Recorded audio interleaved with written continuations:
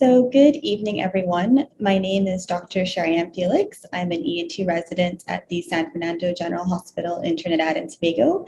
And today I will be presenting to you our research project on tracheostomies in the intensive care units here in Trinidad. So tracheostomy is one of the most commonly performed procedures in the intensive care unit for patients requiring prolonged mechanical ventilation. The international figures quote that between 6 to 11% of ICU patients will undergo tracheostomy during their time there. However, there is not a general consensus onto the timing of the tracheostomy placement, whether this should be done earlier or later in the patient's clinical course. The purpose of our research here is to compare the outcomes of patients undergoing early versus late tracheostomies in our limited resource setting. Our study was designed as a retrospective study, and we looked at patients who underwent tracheostomies between January 2017 and July 2019 at the 3 participating hospitals where there are ICU units located. These are the San Fernando General Hospital, the Eric Williams Medical Sciences Complex, and the Port of Spain General Hospital. For our study, we identified patients in the intensive care units who had undergone surgical tracheostomy during our 30-month study period. We categorized the timing of the performance of the tracheostomy into 2 groups, either early tracheostomy or late tracheostomy. For our study, we used a cutoff of 10 days for early tracheostomy. So this was defined as patients that underwent surgical procedure either at 10 days or before 10 days. The late tracheostomy patients would have undergone tracheostomy procedure after 10 days. We then looked at specific outcome measures, which included the length of ICU stay, the morbidity, any morbidity events, and any mortality events. We then went on to measure, to do a comparative analysis, I should say, of the above stated outcomes between patient groups. For our exclusion criteria, we excluded patients who had undergone tracheostomy as part of a planned surgical procedure before ICU admission, patients with pre-existing tracheostomies for chronic conditions, patients with indications other than prolonged mechanical ventilation, and any patients that were under the age of 18 were also excluded. We used a standardized data collection tool on which we recorded patient demographics, including age, race, and gender, the Apache 2 diagnostic category and score, the time from patient intubation to tracheostomy, the total length of stay in the intensive care unit, any mortality events, and any events of tracheostomy-associated morbidity or complications were also recorded. So in our results, a total of 188 adult tracheostomies were performed at the participating institutions during this 30-month period. Unfortunately, patient hospital records were retrieved for only 81 patients. Of these, 7 patients were excluded due to incomplete patient records or failure to meet the inclusion criteria. This left us with a final N of 74 patients.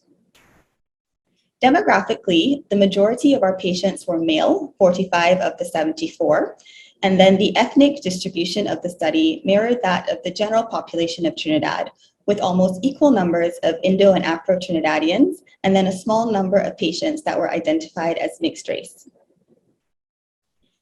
The age distribution of our patients was between 18 and 84 years, and the average age was 48.3 years. So we had quite a young distribution in our study population. So the majority of our patients actually underwent tracheostomy at an early timing. 62% of the patients overall in the study had tracheostomy placed before 10 days. In the early tracheostomy group, the median day of tracheostomy was day 6 of intubation, while in the late group, it was performed generally around day 14. When the mean length of stay in the ICU was compared between early tracheostomy and late tracheostomy groups, it was significantly shorter for ET patients at 11.5 days compared to LT patients at 22.3 days. The significance So the length of patient stay in ICU was therefore almost twice as long for later tracheostomy patients compared to early tracheostomy patients. We also looked at the Apache diagnostic categories of patients to identify any trends or patient selection patterns for performing tracheostomy. Patients in the Apache diagnostic groups of trauma, neurological diagnoses, and non-trauma postoperative were generally selected at a higher rate for early tracheostomy compared with medical group patients. However, on ANOVA analysis, only the length of stay of patients in the trauma group was found to be statistically significant compared to the other categories of patients. The overall mortality rate of our study was 56.8%, and there was no significant difference in mortality between early and late tracheostomy groups, with an ET mortality rate of 55.3% and 59.2% in the LT group. It was noted that the majority of these patient deaths did occur after their discharge from the intensive care units.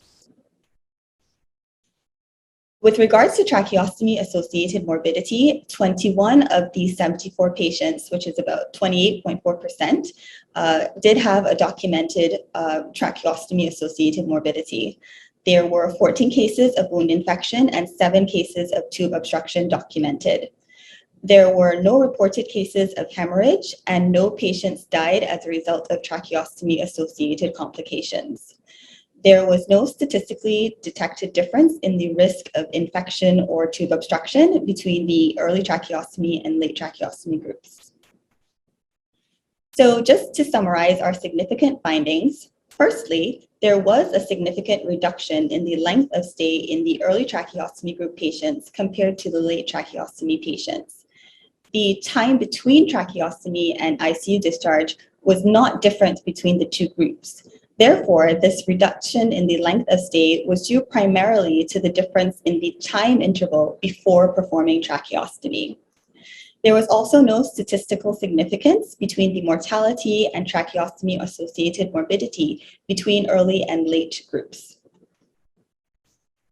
So in terms of comparing our data to international data, when we went out to compare our study to international figures, we did generally have smaller numbers compared to other projects. Nonetheless, on average, our time to tracheostomy was comparable to other figures.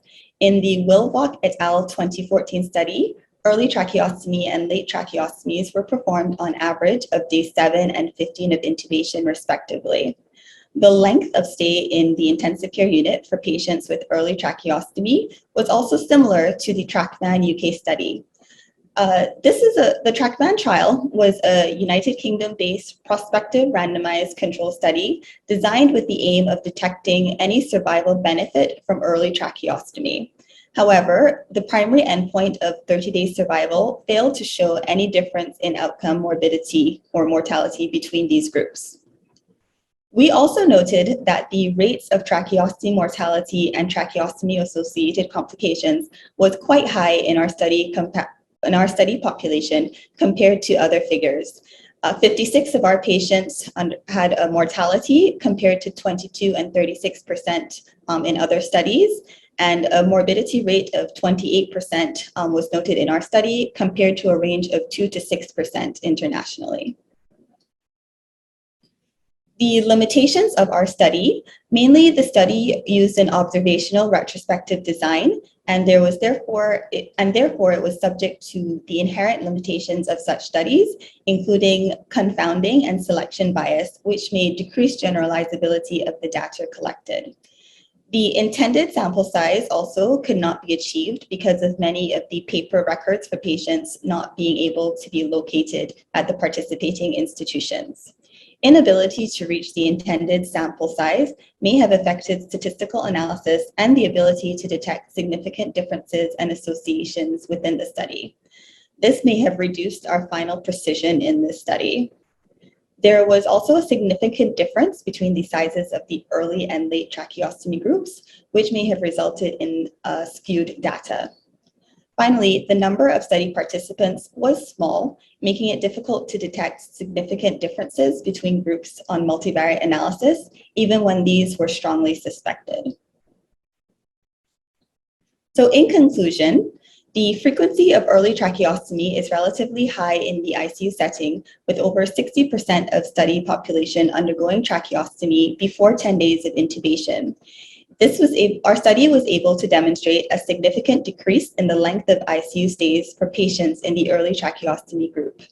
The study did not find any significant differences in the outcome of patients with respect to morbidity and mortality between the two groups of early and late tracheostomy patients. Performing early tracheostomy in patients that are anticipated to require prolonged ventilation of greater than 10 days is therefore safe and may be a useful strategy for increasing the availability of critical care beds in a setting where this resource is very limited. The relatively high rate of complications from tracheostomy was a concern in this study.